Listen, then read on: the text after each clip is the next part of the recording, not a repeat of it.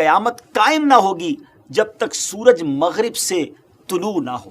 جو شخص مغرب سے سورج کے طلوع ہونے سے پہلے توبہ کر لے گا، اللہ عز و جل اس شخص کی توبہ قبول کرے گا، اور جب وہ مغرب سے طلوع ہوگا اور اسے لوگ دیکھیں گے تو سب ایمان لائیں گے، اور یہ ایمان نفع نہ دے گا۔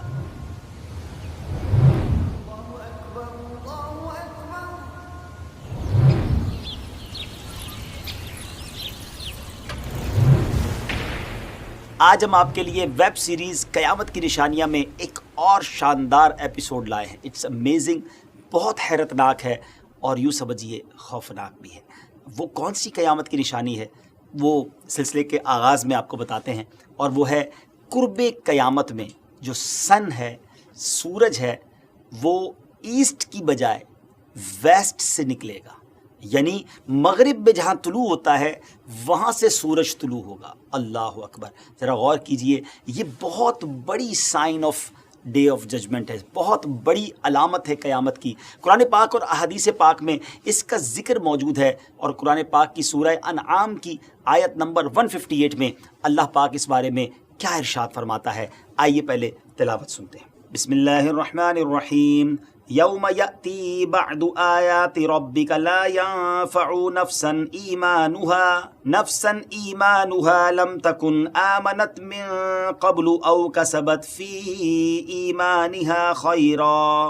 اس کا ترجمہ کیا ہے کہ جس دن تمہارے رب کی وہ ایک نشانی آئے گی، کسی جان کو ایمان لانا کام نہ دے گا جو پہلے ایمان نہ لائی تھی یا اپنے ایمان میں کوئی بھلائی نہ کمائی تھی۔ اکثر مفسرین نے فرمایا کہ آیت میں جو فرمایا گیا کہ جس دن تیرے رب کی ایک نشانی آئے گی، اس نشانی سے مراد سورج کا مغرب سے طلوع ہونا ہے۔ بخاری و مسلم کی حدیث میں ہے کہ قیامت قائم نہ ہوگی جب تک سورج مغرب سے طلوع نہ ہو، اور جب وہ مغرب سے طلوع ہوگا اور اسے لوگ دیکھیں گے تو سب ایمان لائیں گے، اور یہ ایمان نفع نہ دے گا، یعنی اب ایمان لانا فائدہ مند نہ ہوگا۔ سرکار دو عالم علیہ الصلوۃ والسلام نے ارشاد فرمایا، جب تک بندے کی روح حلقوم یعنی گلے تک نہ پہنچ جائے، اللہ عز و جل بندے کی توبہ قبول فرماتا ہے۔ ایک دوسری حدیث میں آتا ہے کہ رسول اللہ صلی اللہ تعالی علیہ وسلم نے ارشاد فرمایا، جو شخص مغرب سے سورج کے طلوع ہونے سے پہلے توبہ کر لے گا، اللہ عز و جل اس شخص کی توبہ قبول کرے گا۔ اللہ پاک کی بارگاہ میں بار بار توبہ کیجیے، کیونکہ توبہ کا دروازہ ہر وقت کھلا ہوا ہے، مگر ایک وقت ایسا بھی آئے گا ناظرین کہ یہ توبہ کا دروازہ جو ہے یہ بند ہو جائے گا۔ اس کے بعد کسی کی بھی توبہ ایکسیپٹ نہیں کی جائے گی۔ یہ توبہ کا دروازہ کہاں ہے، کتنا بڑا ہے، کب سے ہے، ان سب سوالات کے جوابات ہم آپ کو پیش کریں گے، مگر اس سے پہلے آپ سے عرض ہے کہ اگر ابھی تک ہمارا یوٹیوب چینل آپ نے سبسکرائب نہیں کیا تو پلیز اس کو جلدی سے سبسکرائب کر لیجئے، تاکہ ہماری ویب سیریز کے سارے ایپیسوڈ آپ اچھی طرح دیکھ سکیں، اور اس ویڈیو کو شیئر بھی کیجئے، اپنے دوست احباب کو بھی بتائیے، تاکہ آتھینٹک قرآن و حدیث کے مطابق انہیں قیامت کی نشانیوں کے بارے میں معلومات مل سکے۔ حضرت عمر رضی اللہ تعالی عنہ نے عرض کی، یا رسول اللہ صلی اللہ تعالی علیہ وسلم، توبہ کا دروازہ کیا ہے؟ تو آپ نے فرمایا کہ اے عمر، اللہ پاک نے مغرب کے پیچھے ایک دروازہ توبہ کے لیے بنایا ہے، وہ جنت کے دروازوں میں سے ایک دروازہ ہے جو اس کے دونوں پلڑے ہیں۔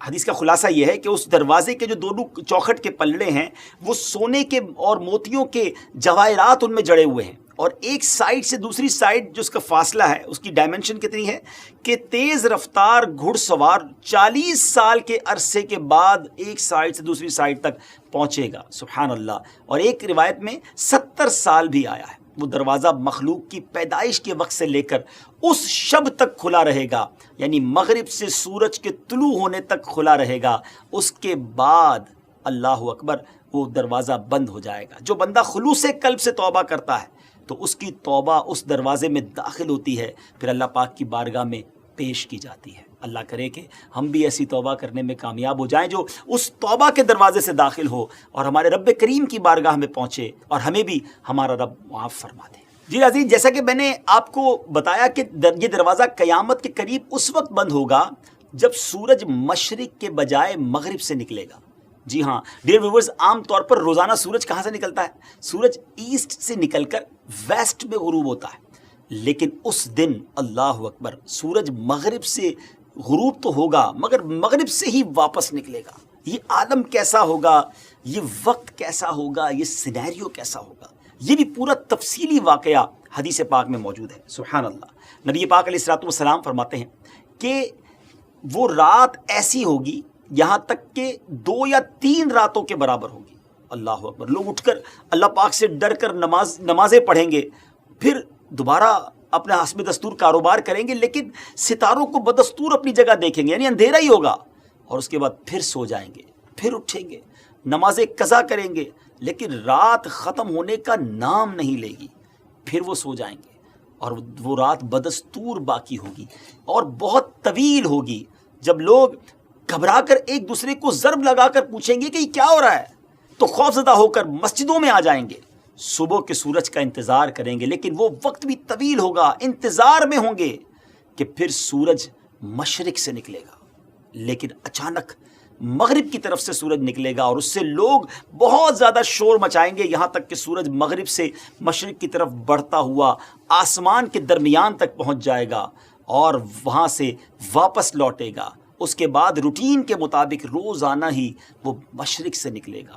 اللہ اکبر. اس وقت بڑی عجیب و غریب صورتحال ہوگی جب مغرب سے سورج نکلے گا. پیارے آقا علیہ السلام نے فرمایا کہ مغرب سے جب سورج طلوع ہوگا تو وہ جو صبح ہوگی اس میں اس امت کے بعض لوگ خنزیر اور بندر بن جائیں گے, اعمال نامے اور اس کے رجسٹر لپیٹ لیے جائیں گے, قلم خشک ہو جائیں گے. اب نہ کسی کی نیکیاں بڑھیں گی اور نہ کسی کی برائیاں کم ہوں گی, اور جو اس سے قبل ایمان نہ لایا اس کا ایمان لانا اب اسے نفع نہ دے گا, نہ کوئی عمل اس کے کام آئے گا. ایک حدیث پاک کے مطابق لوگ جب سورج کو مغرب سے نکلتا دیکھیں گے تو خالص سونا راہ خدا میں لٹائیں گے, خیرات کریں گے, لیکن ان سے قبول نہ ہوگا. حکم ہوگا کہ اگر یہ گزشتہ کل کر لیتے تو قبول ہو جاتا. مغرب سے طلوع شمس کے بعد کا حال اور اس کے بعد دنیا کتنے عرصے تک باقی رہے گی, اس بارے میں ایک تفصیلی حدیث پاک موجود ہے. حضرت ابی بن کعب رضی اللہ تعالیٰ عنہ نے عرض کی, یا رسول اللہ صلی اللہ تعالیٰ علیہ وسلم, آپ پر میری ماں اور میرا باپ قربان, چاند اور سورج کے مغرب کی طرف سے نکلنے کے بعد ان کا کیا حال ہوگا, لوگوں اور دنیا پر کیا گزرے گی؟ آپ نے فرمایا, اے ابی بن کعب, اس کے بعد سورج اور چاند دوبارہ نور کی روشنی لے کر پہلے کی طرح اپنے اپنے مقام سے نکلیں گے اور غروب ہوں گے, اور لوگ جب اتنی بڑی نشانی دیکھیں گے تو دنیا پر ٹوٹ پڑیں گے اور اسے خوب آباد کریں گے, اس میں نہریں جاری کر کے خوب باغات بنائیں گے اور اعلیٰ سے اعلیٰ تعمیرات کریں گے, یہاں تک کہ قیامت قائم ہو جائے گی. یہ مغرب سے سورج نکلنے سے سور پھونکے جانے تک کے درمیان کا وقت ہوگا. یہ کتنے سال کا عرصہ ہوگا, اس بارے میں حدیث مبارک میں آیا کہ مغرب سے سورج کے نکلنے کے بعد لوگ 120 سال گزاریں گے. اس زمانے میں شریر ترین لوگ اس دنیا میں جی رہے ہوں گے. ناظرین, ایک بات آپ نے غور کی کہ اس قوم نے یہ دیکھ لیا ہوگا کہ سورج مغرب سے طلوع ہوا ہے, اور آپ نے حدیث سنی کہ وہ اس وقت بھی عمارتیں بنائیں گے, باغات بنائیں گے, ڈیولپمنٹ کی طرف چلے جائیں گے, یعنی اس وقت بھی توبہ نہیں کریں گے, اس وقت بھی اللہ کی طرف نہیں آئیں گے. یہ ہے دنیا کی محبت. جو بندے پر دنیا کی محبت غالب آتی ہے تو موت بھی سامنے آ جائے پھر وہ توبہ نہیں کر رہا ہوتا. تو اللہ پاک ہمیں دنیا کی محبت کی بجائے اپنی محبت عطا فرما. ہمیں آخرت کا بھی سوچنا ہے. دیکھیں, عقل مند کون ہوتا ہے؟ عقل مند وہی ہوتا ہے جتنا جہاں رہنا ہے وہاں کی تیاری کرے. ذرا سوال کرتا ہوں میں آپ سب سے, ہم اس دنیا میں کتنے سال رہیں گے؟ آپ نے غور کیا؟ آپ تو بہت سارے وہ لوگ ہیں جو انٹرنیٹ پر بہت ساری براؤزنگ کرتے ہیں, سرچنگ کرتے ہیں. ایوریج لائف کتنی ہے ہماری؟ 65 ایئرز, 70 ایئرز, میکسیمم 75 ایئرز. 70-75 سال کے بعد کہاں جائیں گے؟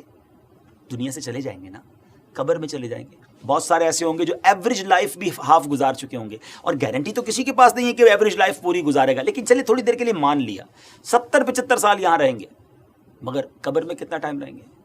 تھاؤزنڈز ایئر سے لوگ قبر میں جا رہے ہیں, اور نہ جانے ابھی کتنے ہزار سال قبر میں رہنا ہے. تو جہاں زیادہ رہنا ہے وہاں کی تیاری زیادہ نہیں ہونی چاہیے. لاجک کیا کہتی ہے؟ تو پلیز قبر روشن ہو, میری فیوچر برائٹ کے ساتھ ساتھ گریو برائٹ ہو, میری قبر بھی روشن ہو, اس کی تیاری کیجئے. نمازوں کی پابندی کیجئے, اللہ اور اس کے رسول کو راضی کرنے والے کام کیجئے. انشاءاللہ دنیا بھی روشن ہوگی, قبر و آخرت بھی روشن ہوگی. اللہ مجھے اور آپ کو سچی توبہ کرنے والا بنائے. ہمارے اس ویب سیریز کو دیکھتے رہیے, اس کو شیئر بھی کرتے رہیے, اور اللہ کی بارگاہ میں توبہ بھی کرتے رہیے. نمازوں کی پابندی بھی کیجیے. اللہ پاک مجھے اور آپ کو سچی توبہ کر کے نیکیوں کی طرف آنے کی توفیق عطا فرمائے.